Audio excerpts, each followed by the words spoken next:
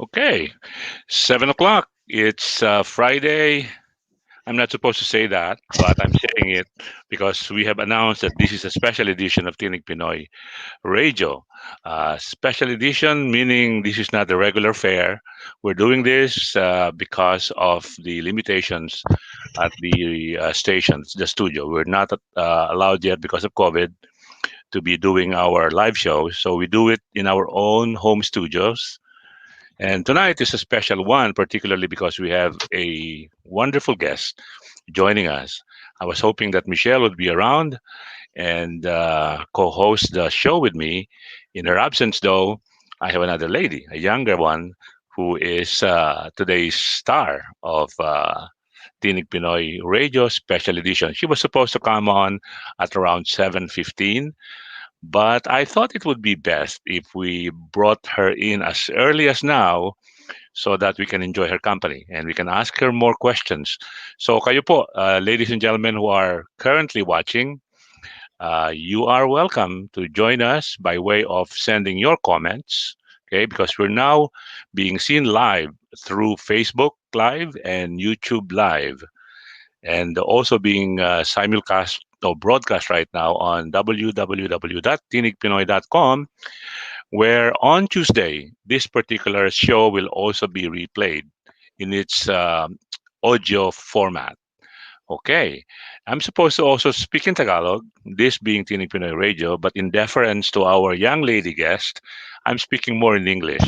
So I hope I don't run into a nosebleed where I would run out of words to say.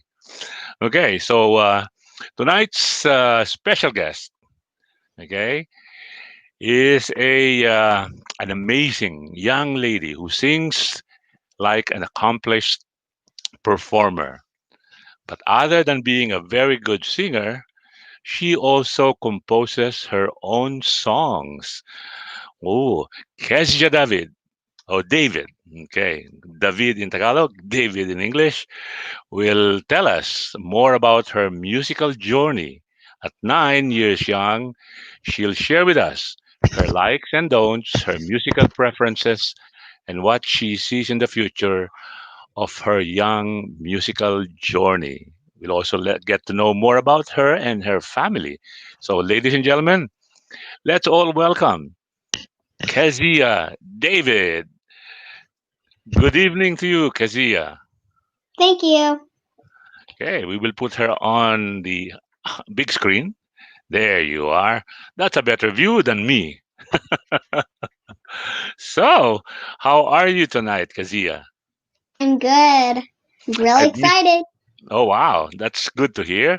But you're a very composed lady. I mean, I've seen you sing and perform last year during Tinig Pinoy's presentation of the Glam and Fashion Show during the Filipino Heritage Month. And I thought that, wow, for an 8 year old, you were eight then, right? Because you are nine today. No, I was 7 there. Were you? Oh, Mhm. wow. So did we skip a year? I thought that was only in 2019. Okay. Oh, so you were seven then. So what's your birthday? Which month? July 25th. Oh, okay, now I understand. That's right. You were seven then. Yeah. So, Kezia, I have misspelled your name many times, and thanks to you, we were able to correct it. So even the banners that are now posted across the online world carry the correct spelling. That's Keziah, pronounced as Kezia. I'm doing this because when Kezia makes it in the big time, people would know how to properly pronounce her name. Is that correct, Kezia? Yes. Okay, so I'm pronouncing it properly, right? So, Kezia, at My nine name is years old, Kezia. what? My name is Kezia. Kezia. Oh, okay. So I have been mispronouncing it all along. Oh my God, Kezia. There you go. So do we stress the Z? Kezia? Okay, so we do. Okay, well, Kezia, we have already some people tuning in now. We'll acknowledge them later. So tell us, other than now us knowing that you are 9 years old, what school grade are you in? And tell us briefly about your family and what you love doing most. Okay. Kamusta? My name is Keziah. I'm 9 years old and I'm in grade 4. I have a mom and dad. I have 3 siblings, 2 brothers, and sister. I also have a Lolo and Lola, who I love very much. I love singing, acting, and dancing. So, other than singing, acting, and dancing, what other activities do you spend your free time on? I play lots of video games. I take walks with my dog. In the wintertime, I ski. Wow, you have a dog. Can you tell us the name of your dog? Loki. Loki. Isn't that the name of the brother of Thor? Yeah, I Oh, think so. wow. So you must be a fan of the Marvel. Is it Marvel? Yeah, the Avengers, right? Thor and Loki, the brother. That's nice. And what kind of dog is he? Is Loki? Siberian Husky. Oh, so he's not that small because he's a husky, right? Hmm. So big. Okay. Does he love spending winter time outside? Yes. Of course, he's a Siberian husky. There you go. We have the answer. And the color, You mean the color of the collar? right? The color of Loki. Oh, black and white. Nice. Okay. Well, I have a niece who has a white Siberian husky. So I've heard you sing. I've heard you perform. For a 7-year-old, then I thought you were good. Obviously, through the years, you will be improving. Are you taking some kind of singing lessons to further improve your voice and skills in singing? Yes, I've been taking lessons since I was 6 years old. My teacher's name is Miss Anya Hania. She sings opera pop music and is a vocal coach. She sings for the Prime Minister and at hockey games. Wow. So there runs in the family good singers. Congratulations. Ah, so I happen to know your Lolo and Lola. Earlier you said kumusta. Other than the word kumusta, do you know how to speak other words in Tagalog? Yeah. Okay, like what? Kamusta and kamusta ka and kama means bed and Okay, pansit and okay. yeah, So pancit, that must be one of your favorite food. yeah, yummy. Okay. Uh-huh. Does your mom cook pancit? No, my Lola Oh, cooks it. your Lola, of course. Yeah, that's Menchi, right? So say hello to your Lola and Lola. Hi, Lola and Lola. Yeah, they must be very proud right now. They must Yeah. have shared the link to tonight's broadcast to their friends out there. Yeah, I know them a lot because I also go to the same parish church that they go to. I haven't seen you there though, and maybe I just missed it. So, Kezia, yeah, Kezia, I have to properly enunciate that. Kezia, you have the gift. You sing wonderfully, and now we have learned that you have even composed a song. Wow. So, who among the members of your family do you attribute this gift in singing? Both sides of my family are musical. They play the piano, violin, and sing. My Lola's uncle was a famous musician called George Canseco. He was also Wow. a mayor. Wow. So, George Canseco is a relative. He is your uncle. Yeah. Oh, wow. I love George Canseco's creations. Let me see if I may uh, remember one of those great songs that was really popular when I was younger. I'm not that young anymore. I will be able to remember that as we speak. All right. So, and talking about compositions, we've Oh, learned. Yeah, go ahead. my Lola's niece, Eunice de Castro, is an opera singer in Philippines. My Oh, mom, my go ahead. mom's grandpa was a singer and played music as well. Oh, nice. There really runs in the family. musical talent. Eunice de Castro, well, she has the same family name as I do. I wonder if we are in any way related. I don't think so because I don't know how to sing. So I would love the singing part, but I would leave it to people who are capable of doing it, like yourself and your. Did you say Aunt Eunice? Yeah. Yes, Aunt Eunice. There you go. So we have also learned that you have composed your own song, and can you tell us about it? Yeah. So my uncle died of cancer last year, so I wanted to write a song about a family Christmas memory and hope that he is watching over us from above, sitting on Oh, his. so Sitting on a Star. So Sit on a Star is the title of this song that you composed, and Yeah. you have composed it and dedicated it to your uncle who has passed. Has it been that long, or were you very close to your uncle? Yeah. Okay. It was 1 year ago. So this uncle, is he from your father or your mother's side? Um, my mom's. Oh, your mother's side. Okay. And your brother, and there are three of you, did you say earlier? Yeah. There are three, and you are the youngest. Yes. Oh, wow. And how old is the eldest? Um, 14. No, 14. 15. No. 15. Oh, you have a teenager sibling. So do any of the two siblings also perform and sing like you do? No, but they do have a my brother Sean. Mm-hmm. He does violin, and Oh, Michaela, my sister, she does guitar. okay.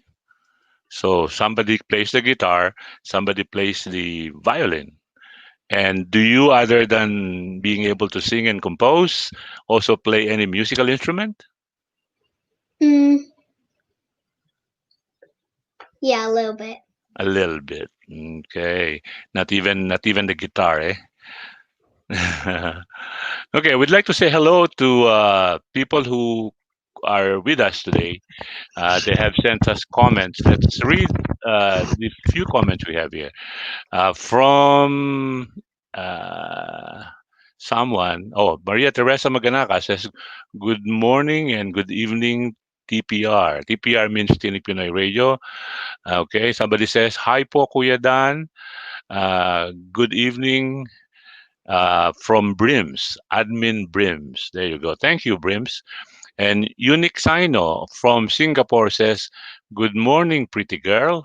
I heard that you have a good voice. Well, you will be treated to part of her Sit on a Star later tonight. So hang on, Unique.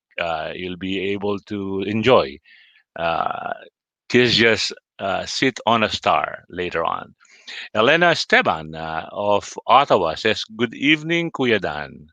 Good evening to you too, Elena. Unique Sino says, "Kuya Dan, ask her. She doesn't speak much of Tagalog, but she can understand when her mom speaks." Well, but her mom is not the Filipino. Her dad is the one who speaks Tagalog, right, Kezia? Any one of your siblings speaking Tagalog fluently? No, only me. I No, want to learn it. only you. Do you eat adobo? Yeah. Okay. I was tempted to ask that question. I didn't know whether you do, but most kids of Filipino descent eat adobo. How about sinigang? Um, no. No. Okay. So your Lola doesn't has not served you sinigang. What a pity. It's actually sour, so most likely you don't like it. My nieces and nephews who have been born here, they really don't like sinigang that much because it's sour. Yeah. So, Sit on a Star is among the selections in an album. This is the first album that you will be involved in. What is the title of the album again? Sit on a star. No, the album. Oh, Yeah. What is Christmas for? What is Christmas for? That's a very catchy title. What is it about? It's about Christmas that's coming up. Okay. Yeah, and like a bunch of the people who are making Hmm. it are doing it about Christmas because we decided to do it. Cause Okay. yeah, So the selections, the songs in the album "What Is Christmas For," are the performers also young people like yourself? yes, Oh, okay. And are the songs in there also their own compositions like yours?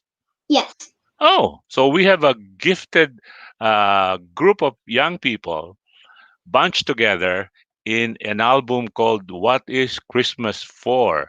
When is the album going to be released? um, soon. Soon. So there's no definite date yet. Yeah.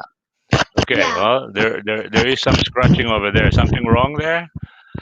Uh, okay, because there's some sounds there coming like popcorn. So it's okay. There you are. Right. Must be the microphone.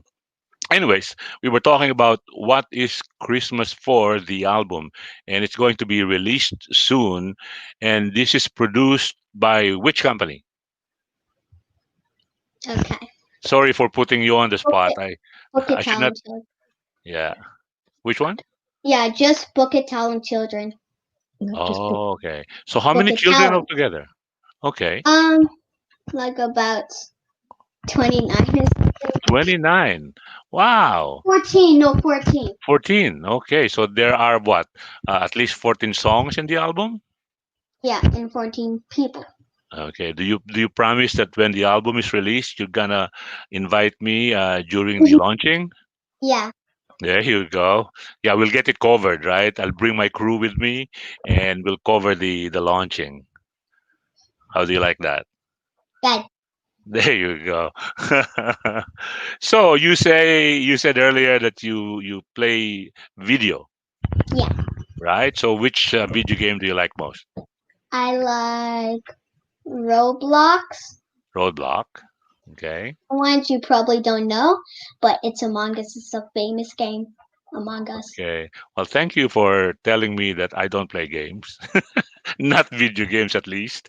Yeah, well, I'm too young for video games, Kezia. So I leave that to young people like yourselves. So you are a singer, a composer, and a 9-year-old young lady. So what is its store in the future for Kezia? What do you see yourself? Or how do you see yourself years from now, Kezia? Oh, I am here to sing, compose, and Yes. write songs. I have 100 tunes in my head.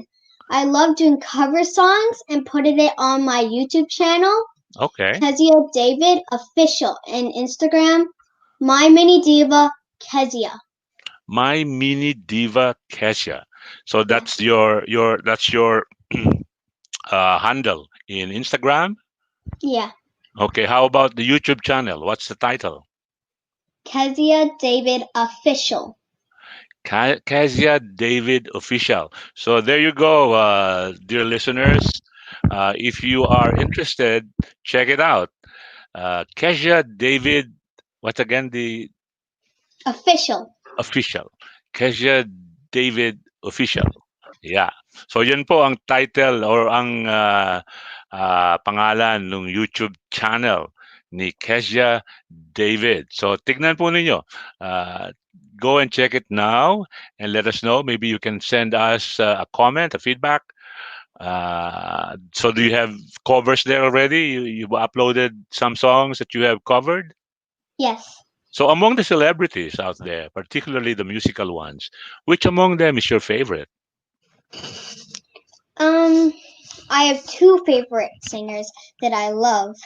Hmm. So Leah Salonga, Yeah. because I like singing Disney songs like her, Okay. and Mariah Carey because I love how she sings really, really high notes. Oh I hope to yeah. sing high notes just like her someday. Well, I'm sure with practice and your natural talent, you'll be able to do that. Maybe even better. Who knows, right? Yeah. They say that practice makes perfect. So maybe if you do that a lot and if you're disciplined enough, who knows what future holds for Kezia David. And I will be, hopefully, I will still be around and applauding you every time I see you on the tube, not just on YouTube, but on the big screen. Do you see yourself like that in the future, Kesha? Yeah. Okay. Wow. That is confidence. I love that. So, you said earlier you love Disney songs. So, which of Lea Salonga's Disney songs do you like best? Mulan by Reflections. Oh yeah, I love that song. So there is what is it? A remake of Mulan. Uh, I don't remember if the character sang the same song. Did she? Yeah, no. No. So you didn't see the remake yet. So you just saw the original Mulan. Yeah, Okay, I did. I love the original Mulan. So other than the theme song in Mulan, what other Disney movie did your favorite Leah Salonga sing? Um, oh yeah, Miss La Miserable. Les Miserables. Okay. Right. I Well, maybe our listeners and watchers or viewers right now know what other Disney songs Lea Salonga performed. But you're right. Les Miserables is one of them. And Miss Saigon, you know that is where she became popular, right? yeah, Yeah. Do you see yourself doing roles like that too? Like the yeah, theater. Oh, okay. That's great. Yeah. So we were talking earlier about the future as far as singing and composing is concerned, and you did give us a sneak preview of what in store out there in the future. So any future performance other than I know that times are difficult because of COVID, and therefore live performances are almost not happening anymore. Most are virtuals. In your case, any virtual tour your album producer has for you? yeah. Right now, I can't perform live because of COVID. For Yes. now, I am really enjoying talking about the Christmas album, What is Christmas For? And my Hmm. song, Sit on a Star. It's coming out soon on all streaming platforms. I hope you all will like it. Yeah, I'm It's sure a they would. it's a holiday album to honor the world's celebration. Right. Well, I'm sure people would be looking forward to tuning in and listening to Sit on a Star, created, composed, and performed by our young lady guest tonight, Keziah David. And Kezia, will you honor us with part of your song? I know that because it's not been released yet, we can't play it particularly in its entirety. So it would be a great pleasure for our viewers to hear at least part of that song, and let them imagine what else is in store as far as Sit on Star is concerned. So, are you ready to give us at least a brief preview of that song? Yes. Okay. Okay, you Take it ready? away. Take it away, Kezia David. You left me to sit on a star, to sit on a star. You left me to sit on a star, to sit on a star. And I pray that you are looking down with love and memories of the time we had together at Christmas. All right. Woo! Very nice. Wow. Sit on a Star. And that song has been given to us by this pretty and very articulate and creative and simply wonderful. Thanks again, Keziah David. I'll be looking forward to the launch of the album, What is Christmas For? And therefore be able to listen in full. Sit on a Star. Any word for your relatives, families, friends, and the viewers in general out there, Yeah. Kesia? Thank you for having me. Okay, it's been a pleasure, and thank you. And looking forward again to having you on the show. Again, thanks to you and your mom, Michelle.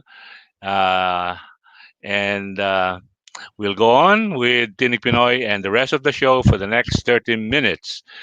Meanwhile, let's say goodbye to Kesha and see you again, Kesha. Have a nice Bye. evening. Bye bye. Have a nice evening.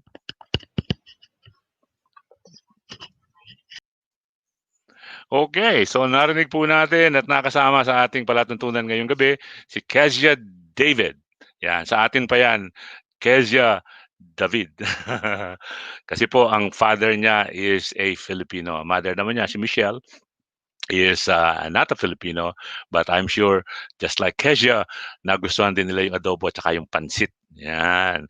Napakatalinong bata, ano po.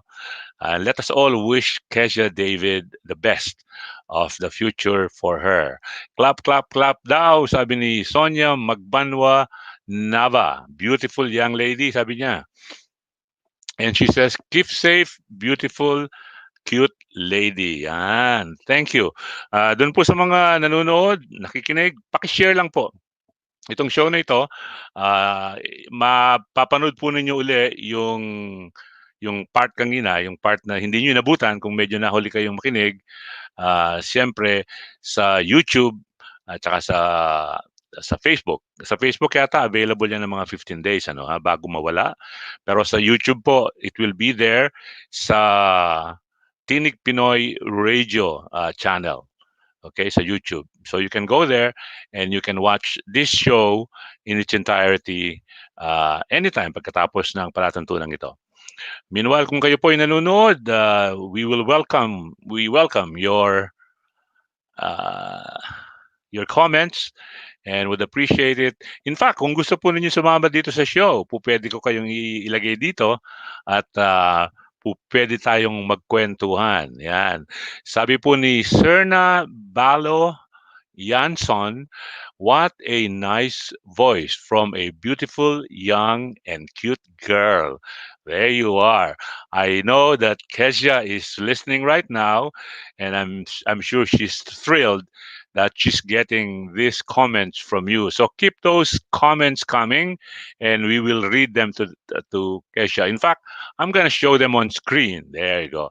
So that is the comment from the latest commenter. Sabi po ni Miss Yanson, what a nice voice from a beautiful young girl. Kanina naman, sabi ni Sonia Magbanwan Nava, wow, beautiful young lady. And unique Sino, okay, binasa ko na kanina yan. Sabi niya hindi daw nagkasalita ng Tagalog masyado si Kesha, pero naintindihan niya. That's good. And Elena Esteban says, good evening, Kuya Dan. And Maria Teresa Maganaka of Davao, good evening daw, TPR. And one of the admins of Tinig Pinoy Radio, Brims, says hello, good evening daw. Okay, so keep those comments coming, mga kaibigan. At nang sa ganun naman ay mabasa natin at ma-flash natin sa ating comment box. Yan. So balik tayo sa na-miss po natin. Dapat kasama natin ngayon si Michelle. Unfortunately, it seems na may konting problema, conflict sa trabaho si Michelle. So miss po natin siya.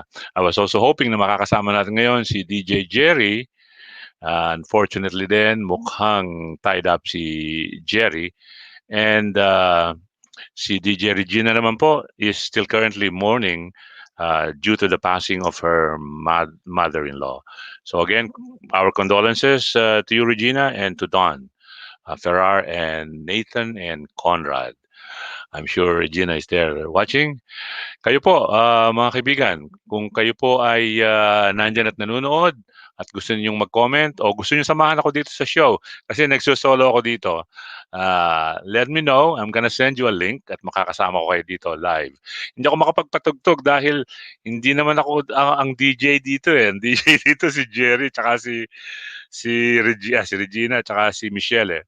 So namimiss ko sila ngayon dahil hindi ako makapagpatugtog ng kahit ano. Although meron akong pin-repair na i-share ko sana sa inyo, eh hindi ko po alam baka mamaya eh hindi ano to. Ginawa ko lang po ito, kapraso lang ito. So give me a second here at i-share ko sa inyo. Okay? Baka nang sa ganun eh ma-enjoy naman natin. Kinanta na niya ito kanina, konting-konti, pero ulitin natin. Okay? Yan. So,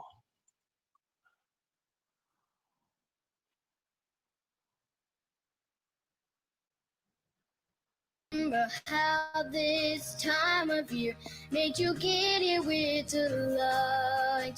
You took out the Christmas tree and we decorate all night. Why did I know it was gonna be your last Christmas to me? How come the angels didn't tell me so? You left me to sit on a star, to sit on a star. You left me to sit on a star, to sit on a star. And I pray that you are looking down with loving memories of the time we had together at Christmas.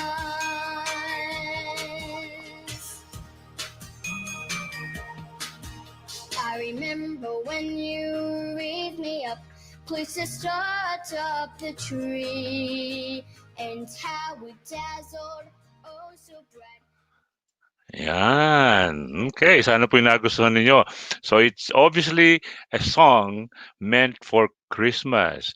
So kung kayo po yung naghahanap ng ipanririgalo ngayong Christmas na ito, and so I suggest you give a gift of Christmas with the coming of the album What is Christmas For, where our kababayan, this young Filipina Canadian, has a song she composed herself and performed. So subaybayan po ninyo yan dito sa Tinig Pinoy Radio. I-announce namin dito, and we will also try to publish it sa ating website sa tinigpinoy.com. Meanwhile, sa pagpapatuloy, wala akong nakikitang mga bagong comments. Nagluloko din itong aking connection. Mukhang may problema ang internet namin dito ngayon sa bahay. Sa bahay po kasi hindi kami po pwede sa studio ngayon. CKCU studios are not available for our live shows. That's why the Tinig Pinoy radio DJs like DJ Michelle, Regina, Jerry are doing their broadcasts from their home studios, just like I am. I'm in my home studio, although I don't really do a lot of Tinig Pinoy shows. I have my own shows during weekends, Saturdays and Sundays in the morning, but they're more political than anything else. In fact, tomorrow morning, morning here, but evening in Manila, 7 o'clock here in the morning, but 8 o'clock in Manila.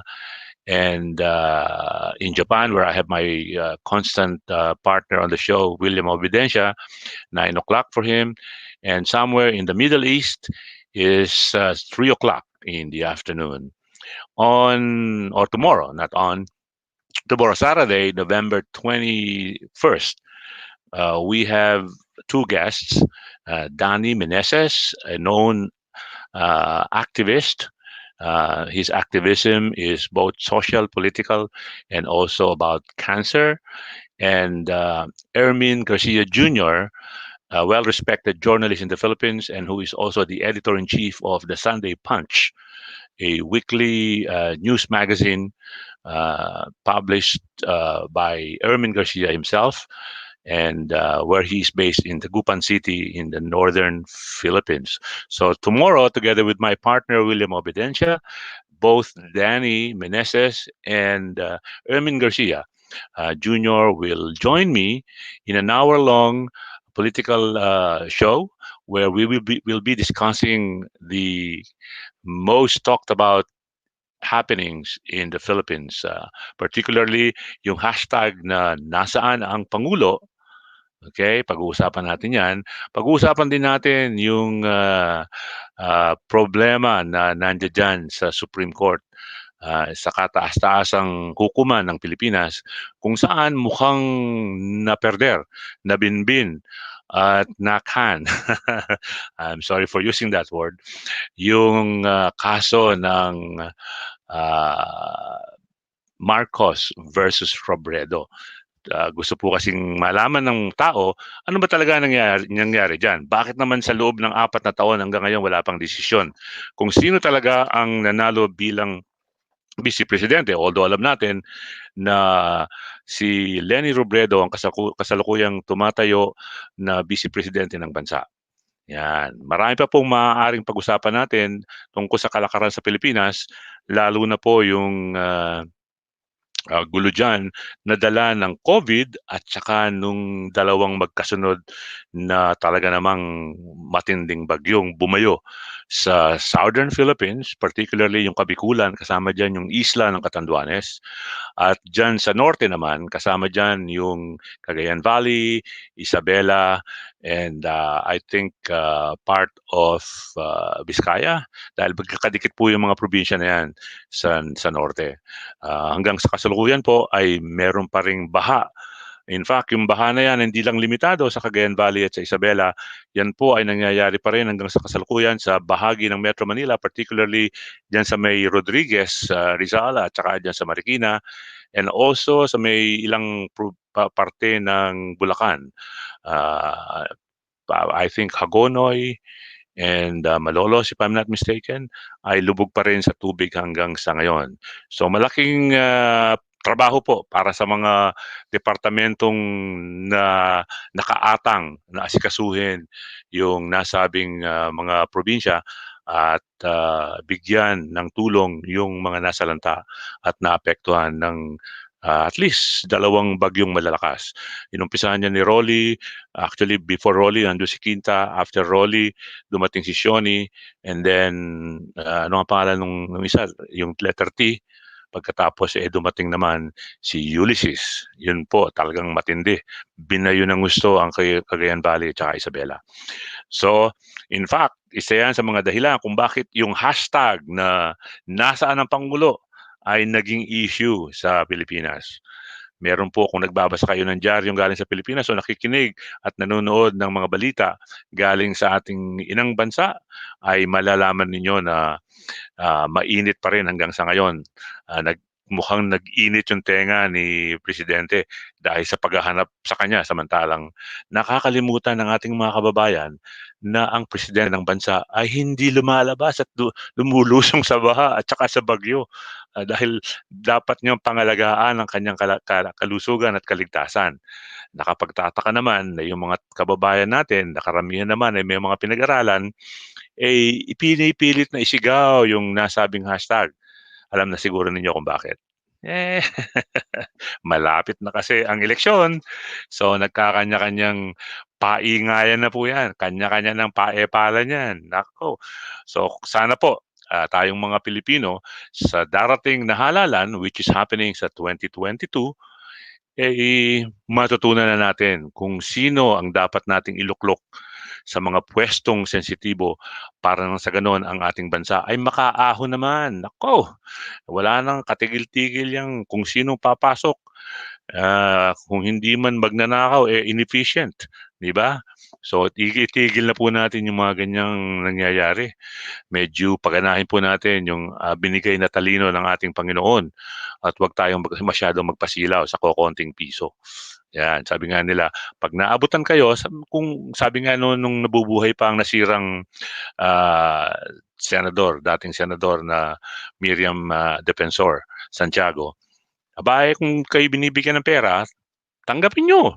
Pero iboto ninyo yung marapat na lumuklok sa posisyon na makapaglilingkod sa bayan at hindi mauupo dyan, i-enjoy niya yung posisyon niya at kadalasan pa kapahamakan ng dala dahil kung hindi magnanakaw mismo yung mga taong malapit sa kanya ang siyang gumagawa ng kabalbalan. So, ngayon po ay 41 minuto makalipas ang ika-7 ng gabi dito sa Ottawa. Sa Pilipinas ngayon is 8:41 in the evening, Friday. I'd like to say hello to our friends in the Philippines, particularly my friends in Davao. Yan. Una na dyan si Maria Teresa Maganaka, who has been my friend for what? Siguro mga 3 dekada at least. O pwede nga 4 no? Kaya lang, malalaman ninyo talaga kung ilang taon na kami pagka sinabi kong 4 na dekada. So tama na muna yung 3 dekada. Okay. Of course, we'd like to say hello to my friend William Mobidencia, and I look forward to hearing from you, William, after this show so we can meet up at least online sa ating preparation for our show tomorrow or mamaya in your case. Kasi gabi ngayon, so umaga sa inyo. Okay. Umaga pala sa inyo ngayon. So pagdating ng gabi, alas 8, mag-uumpisa naman yung talakbayan sa Tinig Pinoy Radio. And then sa linggo po, kasama naman natin dito sa talakbayan sa Tinig Pinoy Radio yung naging bisita po natin noong Setyembre. Wala pong iba kundi ang OFW na 7 taong nakulong sa Saudi Arabia dahil pinagbintangan po siyang pumatay sa kanyang among babae. Pero makaraan ang 7 taon, salamat sa tulong at kabutihan ng mga tauhan ng ating embassy sa KSA na pinangungunahan ni Ambassador Adnan Alonto, siya po ay napawalang sala at siya po ay nakauwi na.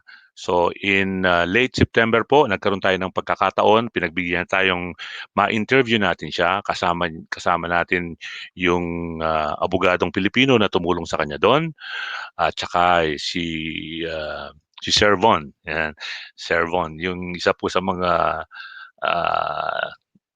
tauhan ng ating embassy dyan sa Saudi Arabia na siyang tumulong, isa sa mga tumulong kay Rose Policarpio. Sa kasalukuyan po, si Rose Policarpio ay nasa Pilipinas na at nagpapanibagong buhay. Kaya po pumayag siya, natutuwa tayo, na makakasama natin siya sa Sunday. So subaybayan po ninyo mga kaibigan para malaman natin ano ang nangyari 2 months, mahigit ng 2 months, matapos makauwi sa Pilipinas si Rose Policarpio. Naging matindi po ang dagok ng kapalaran sa kanya. So gusto nating malaman kung kumusta na siya ngayon at kung ano ang nangyayari sa kanya para naman magsilbing aral din para sa atin. Alam po natin na si Rose ay talagang nahirapan ng gusto. Can you imagine, habang siya po ay nakakulong sa Saudi Arabia, ang kanyang mag-ama ay pumanaw din nang hindi niya nakita. Kaya nga nung ini-interview namin siya noon, talaga sumasakit yung mata ko eh. Ako po hindi iyakin, pero sumakit yung mata ko habang pinag-uusapan namin yung kanyang karanasan sa Saudi Arabia.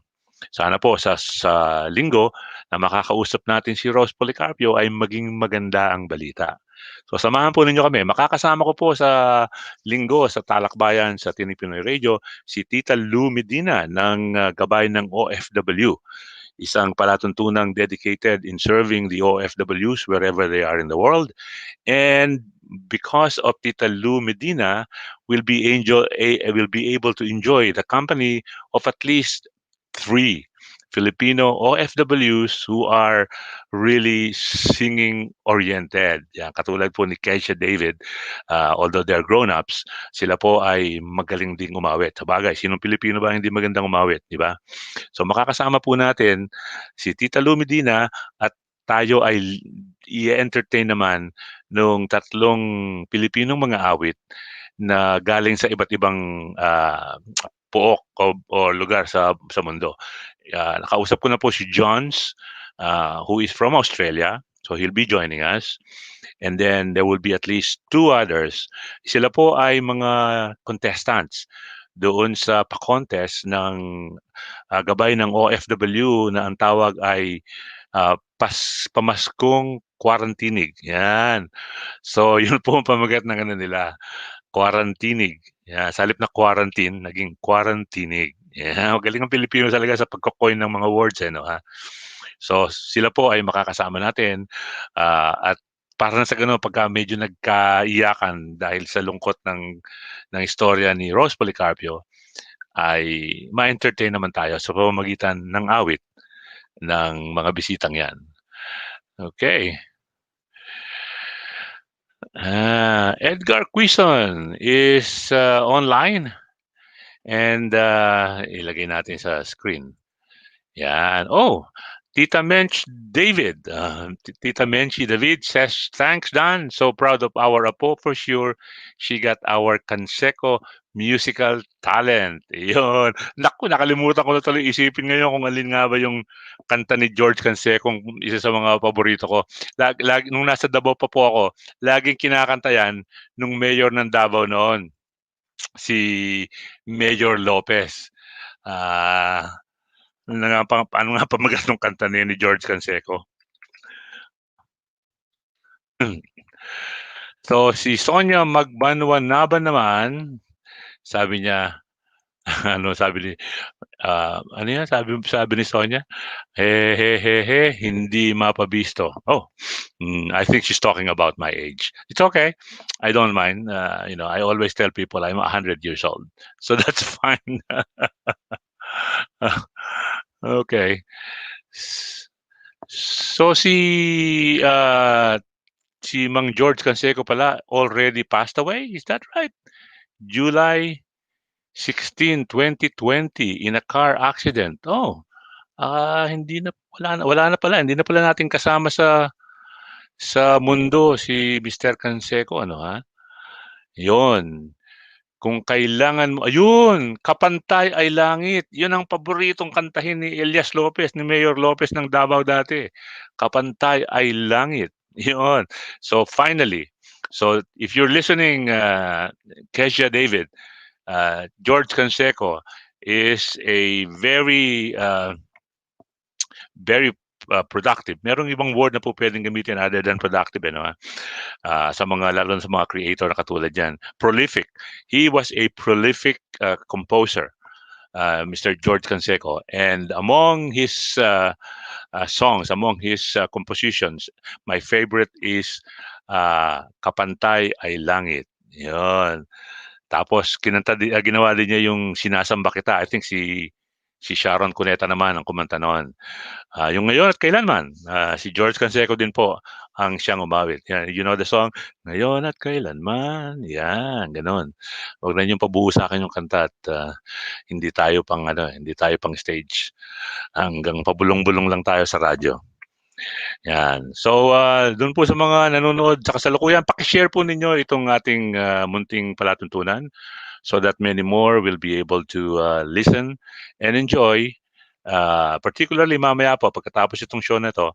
So, baybayan po ninyo. Check it out sa YouTube, sa Tinig Pinoy channel, Tinig Pinoy Radio channel. Ito pong particular na show na to ay mapapanood ninyo doon in its entirety. And then, as what we have been saying, and also posted on the banner that we have published since yesterday, ang segment po na ito ng Tinig Pinoy Radio ay mapapakinggan sa Martes. Yan. Sa Martes po ng gabi, alas 6 ng gabi dito sa North America, particularly dito sa Ottawa. And then sa Pilipinas naman yan ay alas 7 ng umaga. Yan. So maririnig po ninyo uli ito sa www.Tinig Pinoy Radio and of course sa www.ckcu93.1 FM. Yan. Kasi po nire-replay namin yan dahil hindi pa namin pwedeng gamitin yung studio. So ang ginagawa namin, we produce a special edition just like this one, and then we put it on the playlist server of CKCU, our host station, and then pagdating po nung ano namin, nung oras ng Tinig Pinoy, which is Tuesdays at 6, ipine-play po yon nung technician na nagmamando doon sa ating radio station. Yan. Okay, well, I am missing my colleagues. They're supposed to be with me here today, but it seems that luck is not in my favor. So hindi tuloy ako makapagpatugtog ng music kasi wala akong library dito, and then I don't have the application to do that. Si Michelle po usually, and then Jerry or Sia, who promised me he will join me. Hopefully everything is okay, guys. Let me know if there's any problem. Otherwise, I pray that everything is all right. Okay. So, ano pa ba ang pag-uusapan natin? Sa ating bansa po ay isa sa mga bagay na ipinagtatampo ng mga magulang.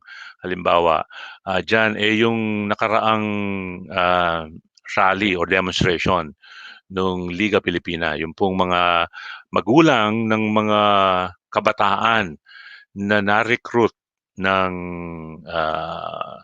mga legal fronts kuno ng CPP-NPA at either namatay o napariwara, sila po ay nagsama-sama at nagdaos ng demonstration sa iba't ibang lugar dyan sa Metro Manila.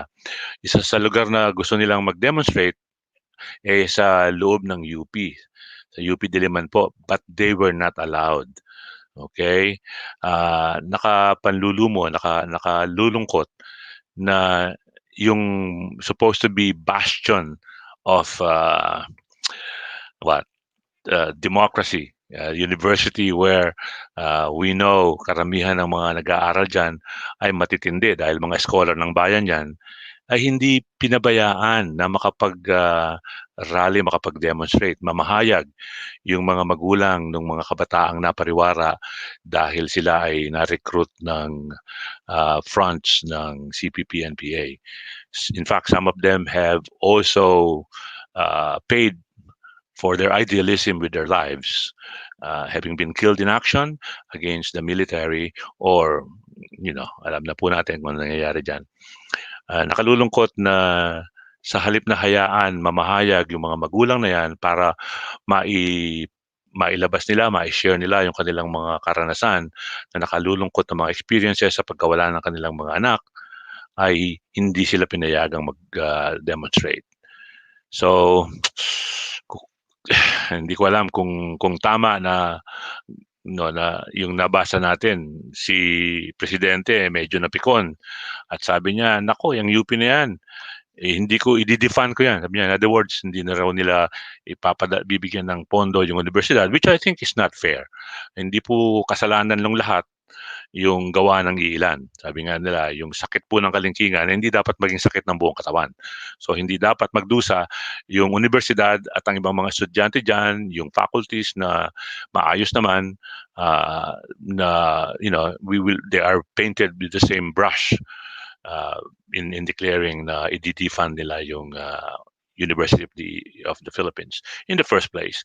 I don't think it is in the purview of even the president of the country to defund the university dahil pagdating po sa funding, yan po ay trabaho ng legislative sector ng ating bansa. Kanya-kanyang responsibility dyan ang presidente po, it executes the laws that are created by the legislative, and then ang nag-i-interpret naman ng mga nasabing mga batas kung mayroong question, katulad ng naumpisa nating pag-usapan kanina, na siya ring magiging paksa ng usapan namin bukas sa Talakbayan sa Tinig Pinoy Radio with Danny Meneses and Ermin Garcia Jr., yung mukhang nakababad na kaso na inihain ni Bongbong Marcos 4 years ago against Leni Robredo para alamin kung sino talaga ang nanalo bilang vice presidente ng bansa. Abay, malapit na pong matapos ang 6 na taon na termino ng presidente at ng vice presidente, wala pang nangyayari. Mukhang tinutulugan at bukas po tatalakayin natin 'yan. At I look forward to hearing the views and comments and opinions of the co-panelists tomorrow, Danny Meneses, a known activist in the Philippines, and Mr. Ermin Garcia Jr., a popular and longtime journalist in the country. Kasama natin siyempre dyan ang ating partner from Japan. Wala pong iba kung hindi si William Obidencia, yung longtime classmate ko and then naging kaibigan. Elisa Relon of Calamba is with us tonight. Good morning daw po. Love watching you here from Calamba City, the Philippines. And love hearing from you too, Lisa Relon. Si Miss Relon po ay isa sa mga napakabait bukod sa pagiging magandang katinig. Yan. I can see that Keziah David is still in the backstage. Oh, wow. And I saw that beautiful smile flash on her face kahit na nasa backstage siya. Nakikinig siya. Hindi naman niya naiintindihan yung Tagalog ko. Okay, anyways, we have 3 minutes before we say goodbye to everyone. So, again, my invitation, you can watch this show again if you went to our channel, Tinig Pinoy Radio channel sa YouTube. And also dito po sa Facebook Live, makikita po niyan. Just if you are my friend, most likely you're able to see it. So if you see it, please share it. Like co-watch it with others para na sa ganun naman po dumami-dami yung makaka-view at saka magkakaroon ng engagement. Doon po sa mga nag-YouTube, pagka na-discover po ninyo yung channel ng Tinig Pinoy Radio, paki-like na lang po ninyo o kaya ay mag-subscribe kayo and also share it para na sa ganun ay dumami naman yung mga hindi po namin kasi inasikaso yung YouTube noon pa, matagal na yung YouTube ako. I have had an account for YouTube for 5 or 6 years now, but I never bothered kasi medyo abala sa ibang bagay. But recently, yun pong talakbayan sa Tinig Pinoy Radio ay ginawa natin ng YouTube channel. So when you get there po, paki-subscribe naman and then share it para malaman din po ng iba. Again, ang pangalan po ng YouTube channel is Talakbayan sa Tinig Pinoy. Okay? Yung pong talak, obviously, na-discover ko, salita pa lang Middle Eastern yan. Kaya pag nag-type kayo ng talak lang, ang lalabas yan mga Middle Eastern channels. So buuin po nyo, Talakbayan or Talakbayan sa Tinig Pinoy Radio. Okay. So we have barely a minute and a half before we finally say our goodbyes. Again, I'd like to thank Keziah David, her mom, Michelle, for facilitating her being our guest this evening. It's been a pleasure. And hopefully po nasiyahan kayo at nagandahan kayo doon po sa kanyang So nag-post po siya ngayon lang. Nakita ko.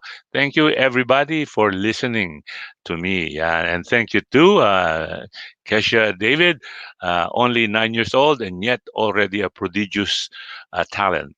Her skills are, I think, beyond her age, and I'm particularly amazed because I've seen her grow as a musical performer. And even now, even more surprised when I've learned that she is now a composer.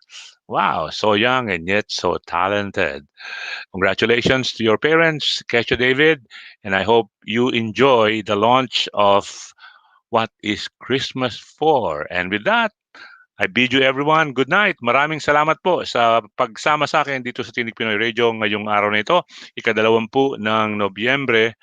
Samahan po ninyo kaming muli sa susunod na Friday for our Tinig Pinoy Radio Special Edition, which is being replayed Tuesdays at 6 p.m. sa CKCU 93.1 FM. To everyone, have a wonderful day or a wonderful evening wherever you are in the world.